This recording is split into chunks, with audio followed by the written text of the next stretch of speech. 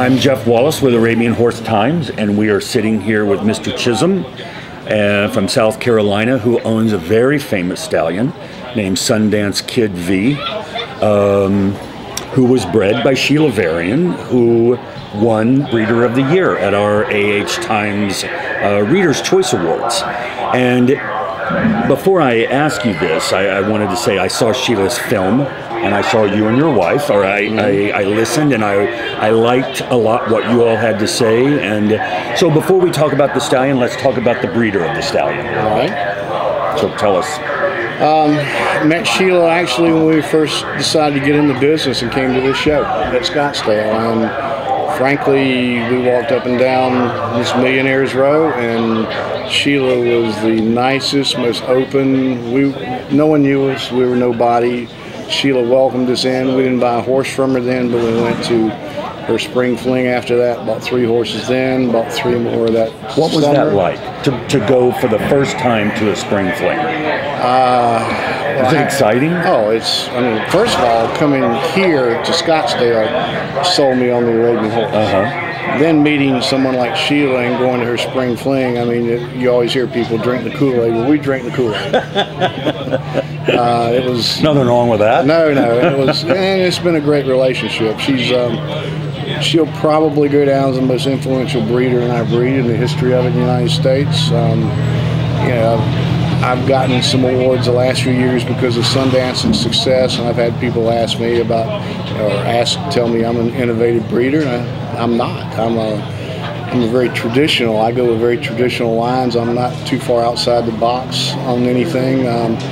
But you want to talk about an innovative breeder? I mean, this woman was smuggled into Poland in the trunk of a car to go find these 3 Polish mares that she eventually imported. I mean, who has the gall and is bold enough to try and do something? Passion. Yeah, and the passion to get there. I mean, you wouldn't get me in the trunk of a car going into a country illegally to try to. Well, let's just say that to watch the Varian film, you are definitely dealing with a horse-crazy girl. I mean, And then the way she's crossed her horses, I mean, she's taken lines that most people don't have the guts to try. Kemosabe when he was 2 years old. Husk, who was, I don't know, 3 or 4. Sanadik, when that kind of breeding was really odd for a Sheila Varian to bring in. So Julian L. Jamal, yes. When everyone said that she lost her mind. Right. I mean, that to me is the brilliance of Sheila Varian. I mean, the ability to go to Poland, to go to Julian, to go to Sanadik when no one else is just questioning her sanity and what she's doing with her program and all that, but she always stayed true to what she wanted to breed and what she believed, and that's one of the things I admire most about her. So how, now years later, do you fit into that? Well, she's been the biggest influence on my breeding program and a lot of my philosophy, between probably she and Rob Bick. And, she's been a great mentor for me.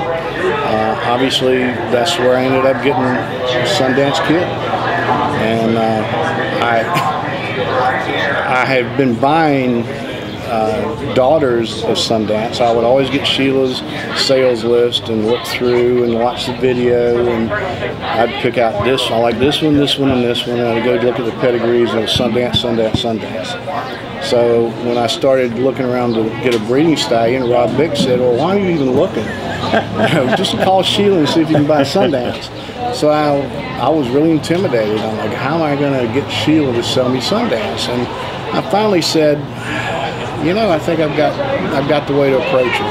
So I called her up and I said, Sheila, I'd like to buy Sundance. And she did, well, why would I want to do that? And I said, well, let me explain to you why you want to sell him to me. I said, number one, he's too closely bred to most of your mares, and you can't use him very much. I can. Number two, I'll pay you an ass of money for him.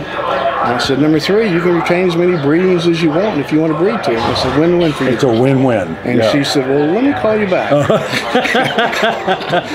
And she called me back and lifted a lot of money off of me, but it's been the best purchase of my career. I mean, Sundance is what's put our program on the map. Oh, yeah. And when Western horses to a new level and branding the Western horse like the new contemporary Western horse. Well, he's done a great job with Western and Hunter. I mean, you go into any class here right now in the Western Hunter classes, and he's got over 300 babies on the ground, and a lot of them are out there showing now, and he's just, I mean, he'll be the horse of a lifetime for me. Do you, are you experiencing with the next step for those daughters? Do you have the next step?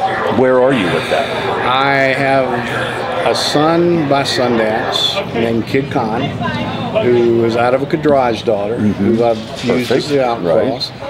And he's a huge thing. He's about 16'1". What color? He's a black bay. Okay. Beautiful neck, really put together well. We're having his 3rd foal crop right now. So none of them are old enough to be under saddle. We're showing a few in halter. He's producing some really nice babies. How do you spell his name? Kid? K-I-D, K-H-A-N. K-H-A-N. Okay.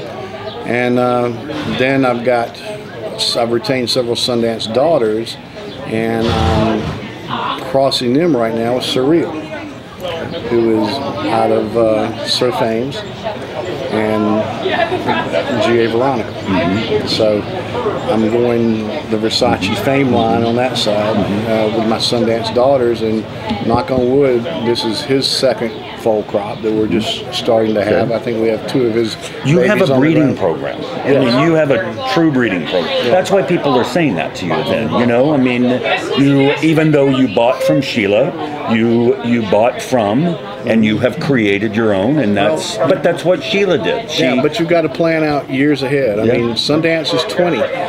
His semen is great this year, and he's doing fine. I don't know if he'll be breedable next year. His books are already sold out for this year. We're putting a ton of his babies on the ground this year, and we're going to breed real heavily to him for next year. But I've got to be preparing for the next step, and I'm hopeful that by retaining some of these really, really good Sundance daughters and crossing them to Surreal, and also having Kid Khan come in, and I've got another 2-year-old colt named P.A. Phoenix Kid. It's out of a Marwan daughter, and I'm going to test him a little bit and see how he does. But he's just 2, and we have no clue how he's going to do. Yeah, bay, beautiful bay colt. You have lots of bays, black bays, bays. And then I've got always a Julian V, who is out of Amazing Fame V, and he's done a great job, mainly in Hunter. I remember him. Yeah. 3 white socks, real high. Did Red Tail own that horse? Is that who owned that? No, I bought him from Sheila also. Oh, you did? Okay. All right. Tell me this before we close. First of all, thank you for your participation in this breed in such a positive way, because as you know, everybody wins and everybody gains when someone is so supportive in a positive way, and that's really nice. But tell me, if there's any horse you could resurrect and bring back in your year since you walked down this lane, who would that be and why? It would have to be Bosque. I never saw Bosque, but seeing the impact he's made on this breed even through today. Amazing. I would love to have him back and be able to experience him, see him, and I mean he's probably the horse of the century for the Arabian breed. Yes. There was, you would appreciate this, a gorgeous chestnut mare bred by Phil Witter at Live Oak named Elo Escapade, who was a beautiful Western Pleasure national champion that Gene LaCroix showed for Phil Witter in the 80s. And she would have been great to breed to Sundance Kid. Thank you very much. Thanks a lot. Nice talking with you. All right.